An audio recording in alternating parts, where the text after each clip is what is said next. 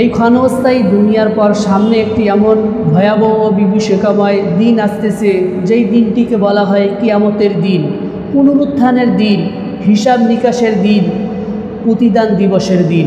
সেই দিন আসমান ভেঙে পড়বে, পৃথিবী প্রচণ্ড আকারে কাঁপতে থাকবে, পাহাড়গুলো তুলোর মতো উঠতে থাকবে এবং সমুদ্রের পানি আগুনে পরিণত হবে। মানুষ পলায়ন করবে নিজের ঘনিষ্ঠ আত্মীয় স্বজনদের কাছ থেকে। কিয়ামতের ভয়াবহ সম্পর্কে আল্লাহ সুবহানাহু ওয়া তাআলা তার পবিত্র কালামুল্লাহ ইরশাদ করেছেন, ইয়াউমা ইয়াফিরুল মারউ মিন আখিহি ওয়া উম্মিহি ওয়া আবিহি ওয়া সাহিবাতিহি ওয়া বানি। আল্লাহ সুবহানাহু ওয়া তাআলা বলেন, কিয়ামতের দিন মানুষ পলায়ন করবে নিজের ভাইয়ের কাছ থেকে, নিজের পিতামাতার কাছ থেকে, নিজের সঙ্গিনী স্ত্রীর কাছ থেকে এবং সন্তান সন্ততির কাছ থেকে। লিকুল্লি ইমরিইন মিনহুম ইয়াওমাইযিন শাআনুন ইউগনি, কারণ সেই দিন প্রত্যেকেই নিজ নিজ চিন্তায় ব্যস্ত থাকবে। পিতামাতারা বলবে, দুনিয়াতে আমাদের কোনো সন্তান ছিল না, আমাদের বিবাহ শাদী দুনিয়াতে হয় নাই। সন্তানরা বলবে, সন্তানরা তাদের পিতামাতাকে অস্বীকার করবে, কেউ কাউকে পরিচয় দিতে চাবে না, কেউ কারোর সাথে পরিচয় হতে চাবে না। কারণ কিয়ামতের বিভীষিকাময় এবং ভয়াবহ থেকে পরিত্রাণ পাওয়ার জন্য সকলেই নিজের চিন্তায় ব্যস্ত থাকবে। কিয়ামতের বিভীষিকাময় সম্পর্কে আল্লাহ সুবহানাহু ওয়া তাআলা অন্য জায়গায় বলেছেন, ইয়াউমা তারাউনাহা তাযহালু কুল্লু মুরদিআতিন আম্মা আরদাআত ওয়া তাদউ কুল্লু যাতিন হামলিন হামলাহা।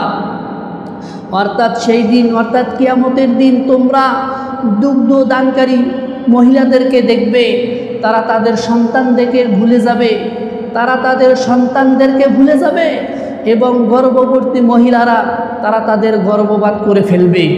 অর্থাৎ কিয়ামতের ভয়াবহ এত কঠিন হবে যে দুগ্ধ দানকারী মহিলারা তারা তাদের দুধের সন্তানকে ভুলে যাবে এবং গর্ভবতী মহিলারা তারা তাদের গর্ভপাত করে ফেলবে। শুধু তাই নয়, কিয়ামতের দিন কঠিন আকারে ভূমিকম্প হতে থাকবে। আল্লাহ বলেন, ইন্না জালজালাতাস সাআতি শাইউন আযীম, নিঃসন্দেহে কিয়ামতের ভূমিকম্প বড় ভয়াবহ বিষয়। সেই কিয়ামতের দিন মানুষ ভয়ে আতঙ্কে এই দিক থেকে ওই দিক ছুটাছুটি করবে, পাগলের মতো এখান থেকে ওখানে যাতায়াত করতে থাকবে, অথচ তারা পাগল নয়, মাতাল নয়। আল্লাহ সুবহানাহু ওয়া তাআলা বলেন, ওয়াতারান নাসা সুকারা ওয়া মা হুম বিসুকারা, তোমরা মানুষদেরকে দেখবে মাতালের মতো, ওয়া মা হুম বিসুকারা, অথচ তারা মাতাল নয়। ওয়ালাকিন্না আযাবাল্লাহি শাদীদ, কিন্তু আল্লাহর আযাব বড় ভয়াবহ এবং কঠিন। শুধু তাই নাই মুসলমান, কিয়ামতের ভয়াবহ কঠিন হবে। সেই দিন মানুষ চিন্তায় চিন্তায়, শিশুরা বার্ধক্যে উপনীত হবে। আল্লাহ সুবহানাহু ওয়া তাআলা বলেন, ইয়াউমা ইয়াজআলুল বিলদানা শিবা, সেই দিন শিশুদেরকে বার্ধক্যে উপনীত করবে। কিয়ামতের ভয়াবহ এত অবস্থা হবে যে সূর্য মানুষের মাথার উপর নিয়ে আসা হবে। রাসূলুল্লাহ সাল্লাল্লাহু আলাইহি ওয়াসাল্লাম বলেন, কিয়ামতের দিন সূর্যকে মানুষের মাথার কাছাকাছি নিয়ে আসা হবে, যার কারণে মানুষ এত পরিমাণ ঘামতে থাকবে যে কারো ঘাম তার পায়ের গোড়ালি পর্যন্ত হবে, কারো ঘাম তার পায়ের হাঁটু পর্যন্ত হবে, কারো ঘাম তার কোমর পর্যন্ত হবে এবং কারো ঘাম তার মুখ অবধি পর্যন্ত পৌঁছে যাবে।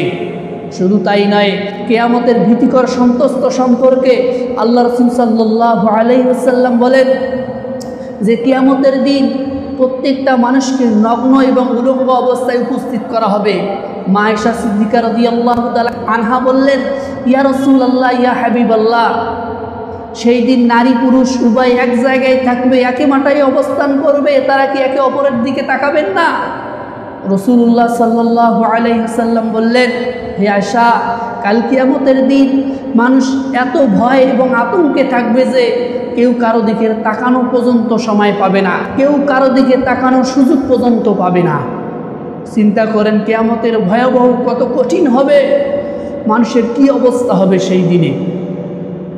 আল্লাহ সুবহানাহু তাআলা সেই ভয়াবহ দিনের মধ্যে, সেই ভয়াবহ অবস্থা থেকে শুধু একটা শ্রেণীর মানুষকে আল্লাহ সুবহানাহু তাআলা হেফাজত করবেন এবং নিরাপত্তা দান করবেন। তারা হলো মুমিন, মুসলমান এবং নেককার বান্দারা। এদেরকে আল্লাহ সুবহানাহু তাআলা কিয়ামতের দিন নিরাপত্তা দান করবেন। আল্লাহ সুবহানাহু তাআলা ইরশাদ করেছেন, উজুহু ইয়াওমাইযিন নাঈমা লিসাইহা রাদিয়া ফি জান্নাতিন আলিয়া। সেই দিন অর্থাৎ কিয়ামতের দিন কিছু মানুষের মুখ উজ্জ্বল হবে, তারা নিজের কর্মে সন্তুষ্ট থাকবে এবং তারা থাকবে উচ্চ মর্যাদাশীল জান্নাতে। সুবহানাল্লাহ। এবং যারা বদকার হবে তাদের ব্যাপারে আল্লাহ সুবহানাহু ওয়া তাআলা ইরশাদ করেছেন, উজুহু ইয়াওমাইযিন বাসিরা তাযুন্নু আন ইফআলা বিহা ফাকিরা। সেই দিন কিছু মানুষের মুখ বিবর্ণ হবে, তারা বুঝতে পারবে যে তাদের উপর আযাব আসতেছে। আল্লাহ সুবহানাহু ওয়া তাআলা আমাদের সকলকেই সেই কিয়ামতের বিভীষিকাময় এবং কিয়ামতের ভীতিকর অবস্থা থেকে পরিত্রাণ পাওয়ার জন্য আমাদের সকলকেই দুনিয়াতে নেক আমল এবং নেক পুঁজি সংগ্রহ করে সেই পরপারের পারি সংগ্রহ করার তৌফিক দান করেন। আমিন।